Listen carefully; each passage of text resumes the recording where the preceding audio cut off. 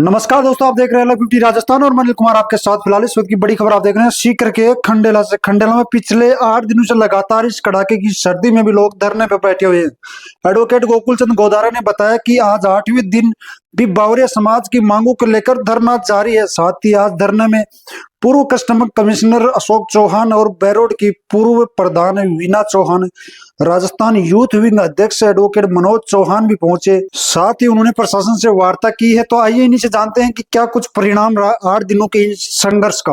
अखिल भारतीय समस्त बावरिया समाज का राष्ट्रीय संरक्षक हूँ। मेरी वाइफ हैं वीना चौहान, पूर्व प्रधान बैरोड रही हैं। मेरे साथी हैं एडवोकेट मनोज जी, ये भी हमारे समाज से ही हैं।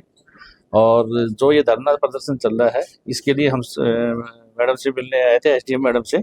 और एसडीएम मैडम ने हमें आश्वासन दिया है कि हमने आपका जो इनका प्रपोजल है वो कलेक्टर साहब को भेजा हुआ है और अति शीघ्र आई थिंक इस हफ्ते में या नहीं तो अगले हफ्ते में वहाँ से प्रपोजल पास होके आ जाएगा और वो इनको ज़मीन आवंटन कर देंगे। उन्होंने 100% हमें आश्वासन दिया है, ठीक है। और आज शाम को वो शायद इन लोगों से, अभी काम में थोड़ा व्यस्त हैं, तो आज शाम को इन लोगों से इनको एड्रेस भी करेंगी, बाहर भी आएंगी और इनको बता के भी जाएंगी कि उन्होंने काम कहाँ तक पहुँचा दिया है। जैसे कि लगातार 8 दिन से धरना चल रहा है, 8 दिन तक प्रशासन ने कोई ध्यान नहीं दिया, इस पे क्या बात है?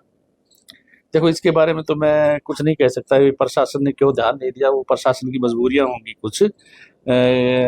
उन्होंने भी अपने सीनियर से कुछ बातें करनी होती रहती हैं।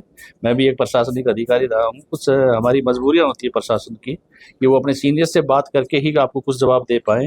तो उन्होंने वो सारी कार्रवाई करके और उसके बाद में कल बताया कि जैसे मैंने अखबार में भी पढ़ा है कि उनमें कुछ कमियां हैं। उन्होंने हमें प्रपोजल भी दिखाया जो कमिश्नर कलेक्टर साहब को उन्होंने भेज दिया है।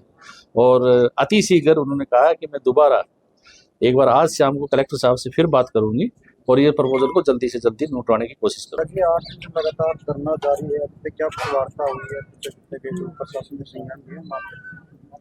देखिए, धरना 19 नवंबर में शुरू हुआ था और आज 26 नवंबर हो गया। करीब 8 दिन के लगभग हो गए, जिसमें 4 दिन जब धरने को हुआ तब वार्ता हुई थी, लेकिन कुछ बिंदु पर सहमति नहीं हुई।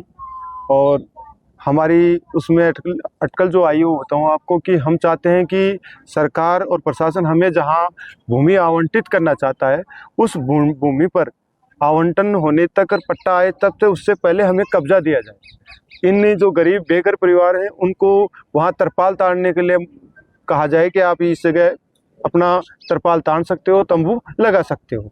उसके बाद आप 10 दिन 15 दिन लगे, हमें कोई दिक्कत नहीं।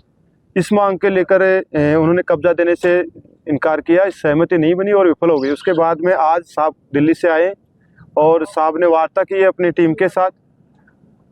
वकील साहब भी थे उनके साथ, मैडम थी, सभी ने बात की है और साहब ने कहा है कि पॉजिटिव है, सकारात्मक है वार्ता और जल्दी का अभी रिजल्ट आने वाला है और इन गरीबों को उनका रहने के लिए जगह मिल जाएगी। तो क्या रहेगा? देखिए, जब तक मेरा तो पहले भी मैंने स्पष्ट प्रशासन से कहा है कि जब तक हमें रहने के लिए जगह के लिए कब्जा नहीं दोगे और अलॉटमेंट जो कलेक्टर साहब से बता रहे हैं आ जाए, डॉक्यूमेंट भी मैं नहीं देख लेता हूं, जब तक हमें डॉक्यूमेंट नहीं मिल जाते मैं तो विश्वास नहीं करूंगा, तब तक के लिए मैं यहीं रहूंगा। धरना चाहे 10 दिन और लग जाए, मुझे उसकी कोई नहीं है कि ये सोचे कि इस कड़ाके की सर्दी में चले जाएंगे, नहीं जाएंगे, जाने वाले हैं यहाँ से। कल एक व्यक्ति की, हमारे एक पारिवारिक सदस्य की तबीयत खराब हो गई थी, एक बच्चे की, उसे दवाई दिलाई है। भले ही कुछ भी हो जाए, सर्दी में हमारी जान चली जाए, लेकिन प्रशासन ये सोचे कि ये चले जाएंगे परेशान होकर, तो हम जाने वालों में से नहीं है जब तक अलॉटमेंट नहीं हो जाती और हमें कब्जा नहीं दिया जाता।